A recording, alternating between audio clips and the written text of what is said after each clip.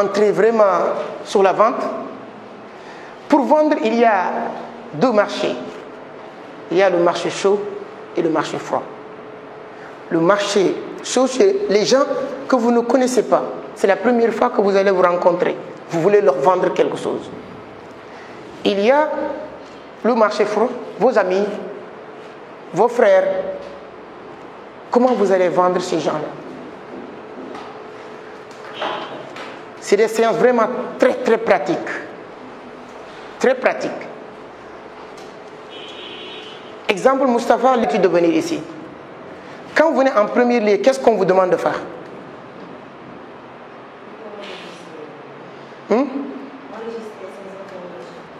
Quand tu arrives ici, on vous demande ça, non? S'identifier. On vous demande de remplir nom, prénom, téléphone. Si vous êtes un vendeur et vous n'avez pas cette tunnel-là, créez cette tunnel à partir d'aujourd'hui. Peu importe les moyens, que ce soit un tunnel de vente sur Facebook, sur Google, votre page YouTube, ou bien votre site internet, ou bien votre tunnel de vente manuel. Même sur WhatsApp, vous pouvez créer un tunnel de vente. Un tunnel de vente, c'est quoi?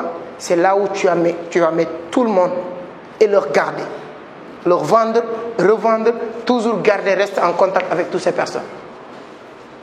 Et quand vous avez votre tunnel de vente, c'est ça qui vous permet.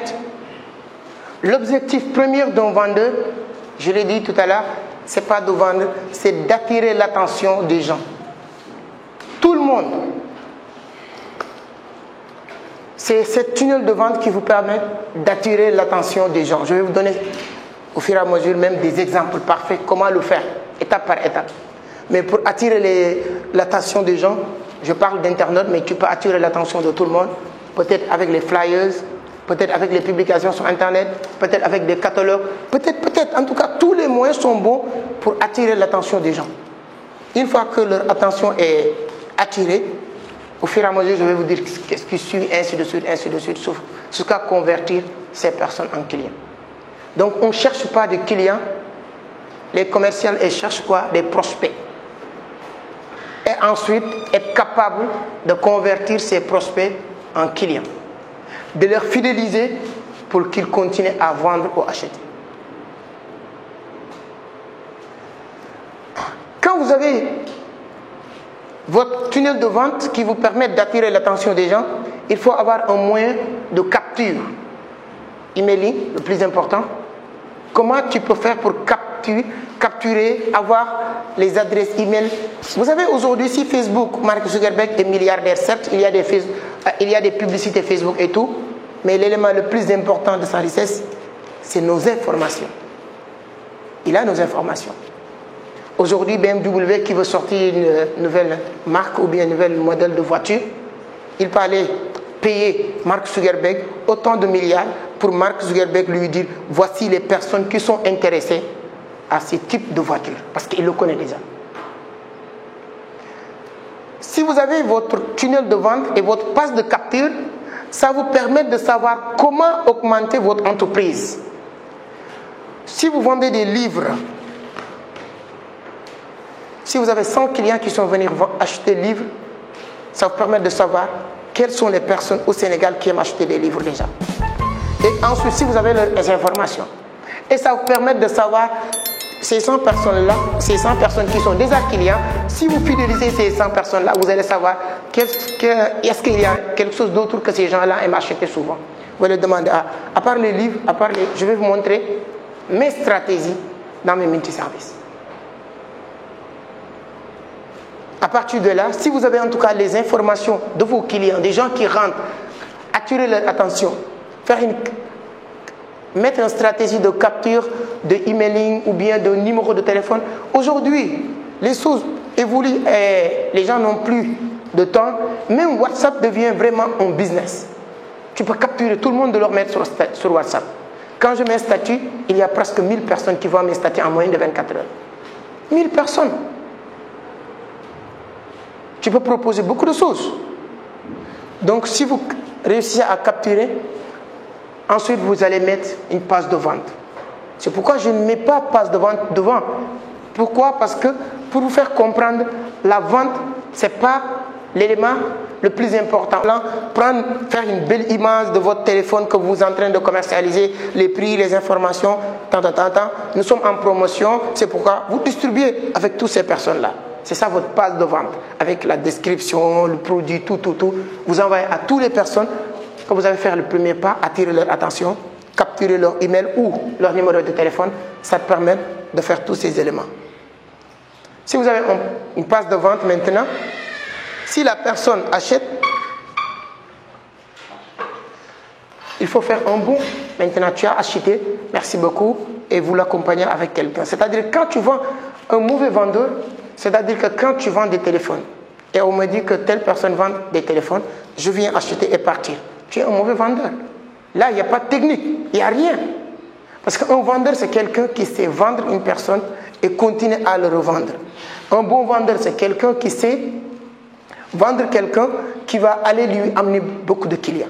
Là, c'est un processus. C'est pourquoi je dis, pour un débutant, quand on est dans le business, souvent on a besoin d'avoir des milliers de clients, mais même avec 10 clients, on peut faire des business. Parce que si vous réussissez à fidéliser, garder ces 10 personnes-là, chaque jour tu prends juste 2 phrases en français, tu le traduis en anglais. Les gens qui vont commencer à vous suivre, ce ne sont pas des gens qui vous suivent pour acheter, mais c'est des gens qui te suivent pour apprendre. Mais s'ils sont satisfaits, vous pouvez les dire, j'ai développé maintenant une formation plus poussée pour ceux qui veulent aller plus loin. Si tu as 100 personnes qui sont satisfaites de 2 phrases que vous êtes en train de leur apprendre tous les jours, ils vont passer à l'action. Donc il y a plusieurs moyens de commercialiser ce que vous faites. Même si vous n'avez pas ni expérience, ni produit, ni service, mais si vous maîtrisez aussi la vente, vous pouvez s'en sortir.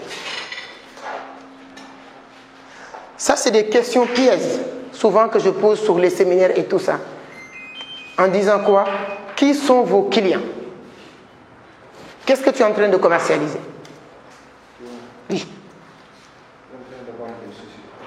Qui sont vos clients?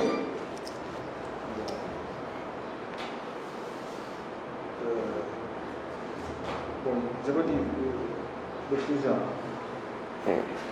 Votre cible, c'est qui? C'est les adultes, en même temps aussi les vieux. Qu'est-ce que tu commercialises? Pour le moment, rien. Donc toi, la partie, comment trouver des partenaires va vous intéresser pour commencer à commercialiser quelque chose. Donc, qui sont vos clients? C'est des questions pièges que je fais souvent. Pourquoi questions pièges? Désormais, quand on vous pose la question, qui sont vos clients? Vous dites tout le monde. Tout le monde. Peu importe vos services ou vos produits, vous dites tout le monde.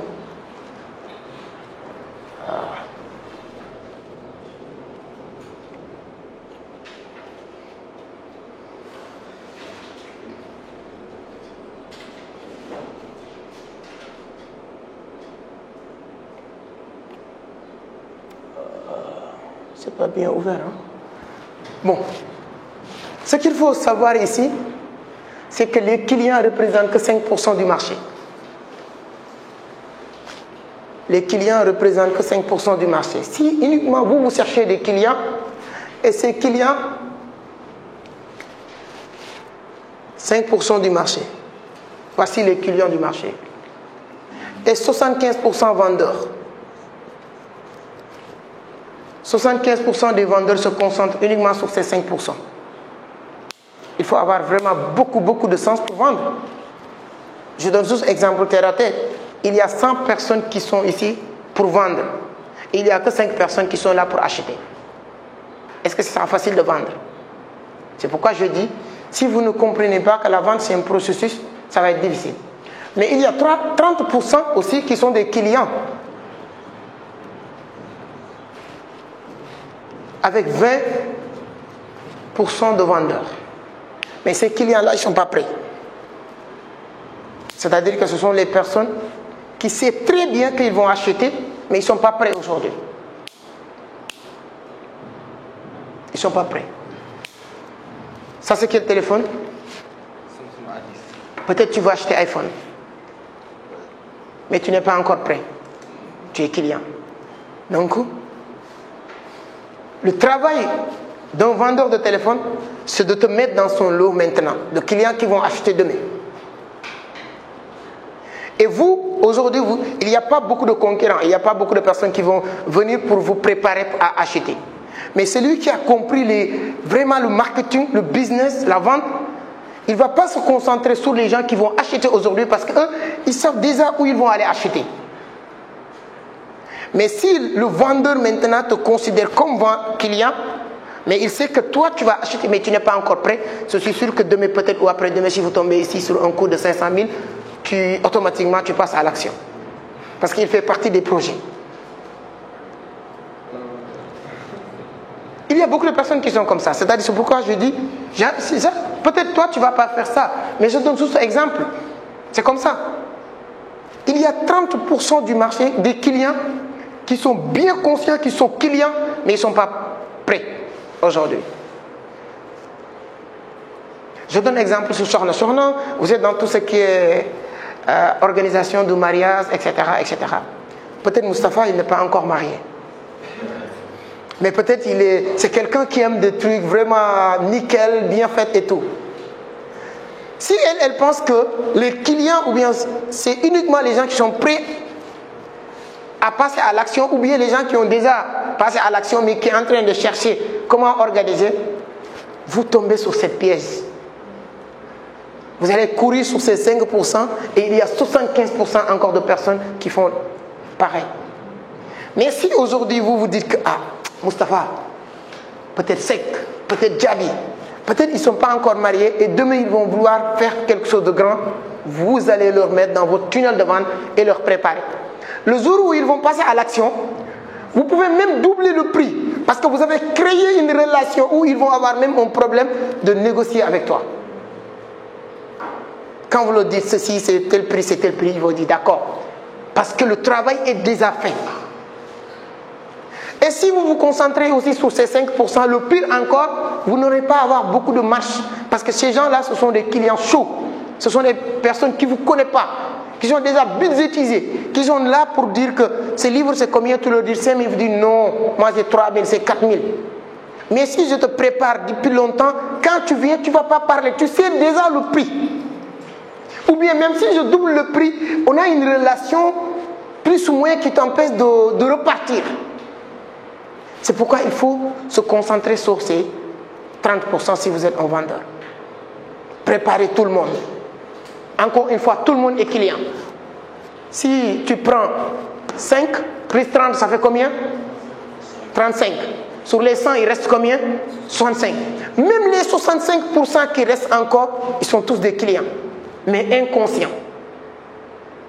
Votre travail, c'est de se concentrer ici d'abord, parce que pour gagner aujourd'hui, parce que ces gens-là, peut-être demain, ils vont devenir clients, chauds, mais ces gens-là, il faut leur conscientiser pour qu'ils se rendent compte qu'ils sont clients.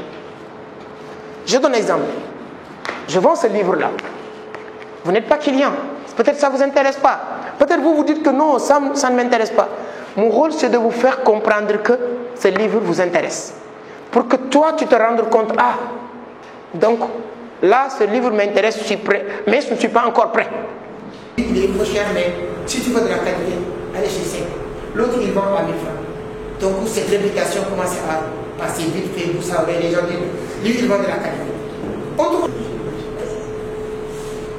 Parce que lui, il pense que même pour tenir les écouteurs, il y a plus haut. Écouteurs, lui, Akaba, c'est que mon il y a 2500, ma de mon envoyé. Il dit à l'écouteur 1000 francs. Mu dëgg même écouteur 26 écouteur boo ko dëggee day am mu dëgg écouteur bi di gën xamoon naa ne su ma koy dëgg mu yàq téeméer dañuy jaay seen écouteur yu bon yi. Donc c'est toi qui vas valoriser ce que vous avez fait. C'est pourquoi moi j'ai toujours augmenté le prix de nos services ou de tout ce qu'on a fait.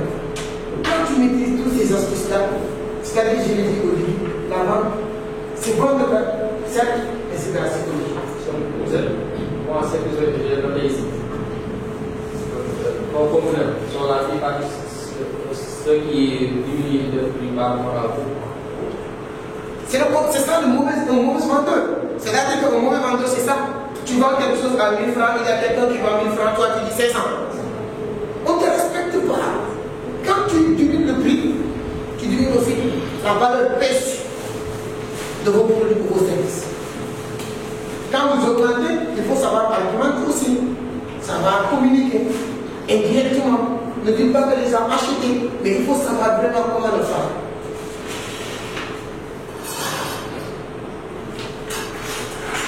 Quand vous avez tous ces éléments-là, maintenant tu as besoin de rentabiliser ce que vous êtes en train de faire. Tu as les techniques, les éléments nécessaires, tu sais vendre, tu sais augmenter tes prix, tout.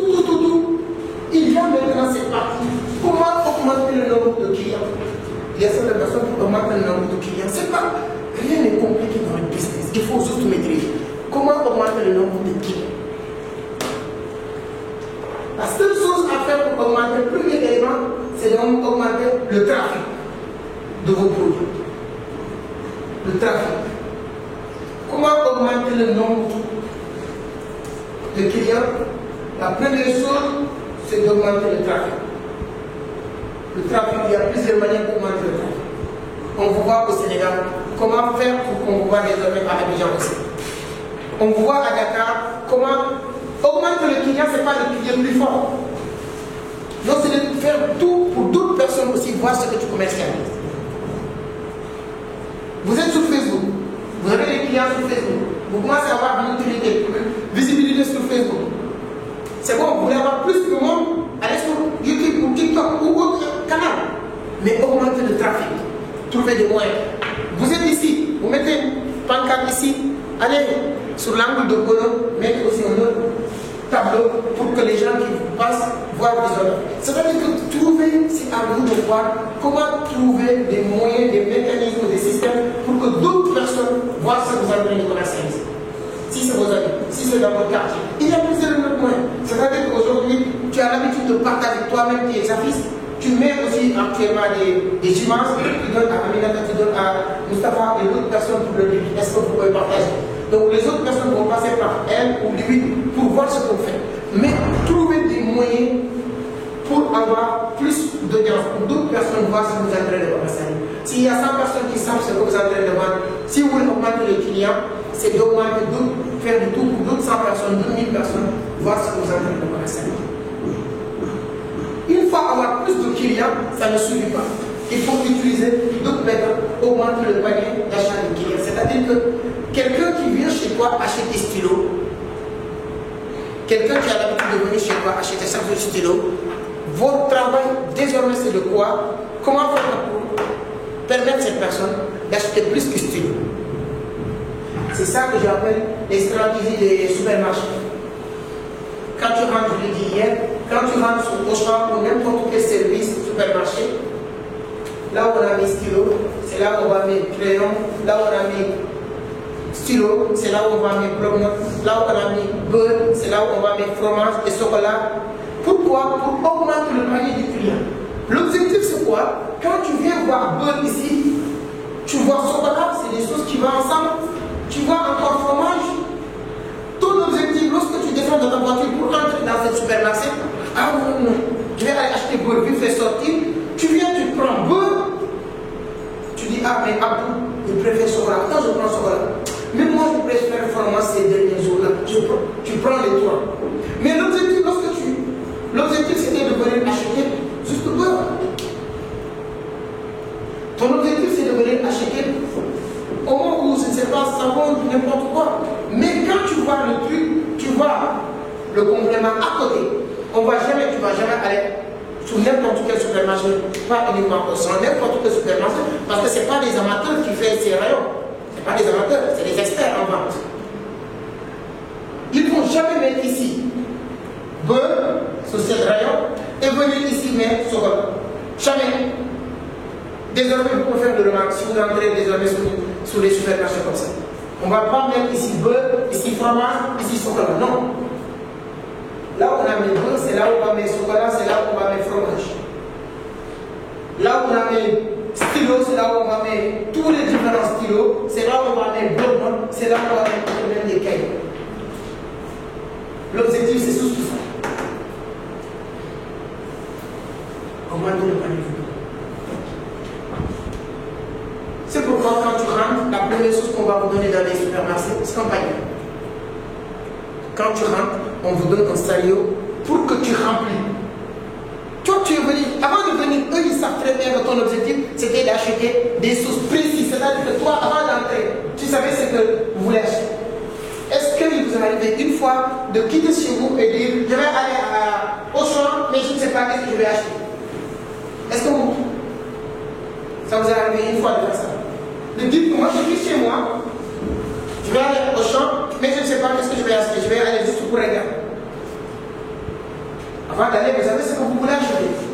Mais est-ce que vous sortez avec uniquement ce que vous avez l'intention d'acheter? Rarement. Rarement. Avant de partir, un ami m'a dit, ça c'est un entrepreneur. Ça c'est aussi des techniques d'entrepreneur parce qu'il y a des techniques de manipulation pour faire dépenser de l'argent. Un entrepreneur c'est quelqu'un qui aussi essaie d'utiliser des techniques pour ne pas dépenser. Les seuls moyens, il n'y a pas de mine, la seule et unique moyen pour ne pas dépenser plus quand tu rentres dans ces circonstances, c'est de partir avec l'argent que tu es prêt à dépenser aujourd'hui. Tu vas à Auchan, tu as déjà calculé ce que tu vas acheter. Pain c'est 75, beurre c'est 800, ça fait 875. Je vais acheter au moins 25, ça fait 900, 100 francs, crayon, ça fait 1000 francs, tu pars avec 1000 francs. C'est ça les stratégies, les entrepreneurs. Mais comme ils savent que 99% de la population ne savent pas ça, ils mettent ces stratégies. Tu vas acheter ces trucs-là avant de sortir chez toi. Avant de sortir, toi, tu as noté pain, beurre, savon, c'est bon, c'est 1000 francs. Je vais acheter un truc de 1000 francs. Tu pars avec 10 000. Tu viens au bout d'une petite salle. Tu vas voir, tu achètes. Sauf là, tu achètes. D'autres choses, tu achètes. Tu sors finalement, au lieu de dépenser 1000 francs, tu dépenses même 8 000. Toi, c'est votre rôle en tant que vendeur de faire ça. C'est votre rôle d'utiliser des mécanismes. Tu vends des téléphones, ajouter des écouteurs, des AirPods peut-être. Tu vends des téléphones, utilisez tous les accessoires que la personne doit acheter. Tous les moyens qui te permettent de proposer, de permettre à la personne d'acheter plus. Et je vous avais donné l'exemple d'Auchan, ce n'est pas de vendre un téléphone qui doit ajouter des stylos, non. Tu vends des trucs similaires à un produit ou service. Ce que la personne est vraiment obligée d'acheter.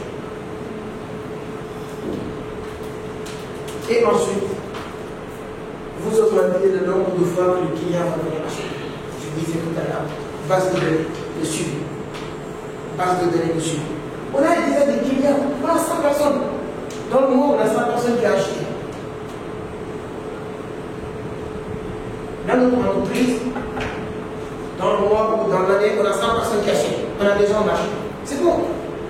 Votre travail, c'est de l'être en ici. D'acheter en répétitif, de revenir, c'est le suivi. À chaque fois qu'ils ont besoin de ces produits-là, ils se contactent.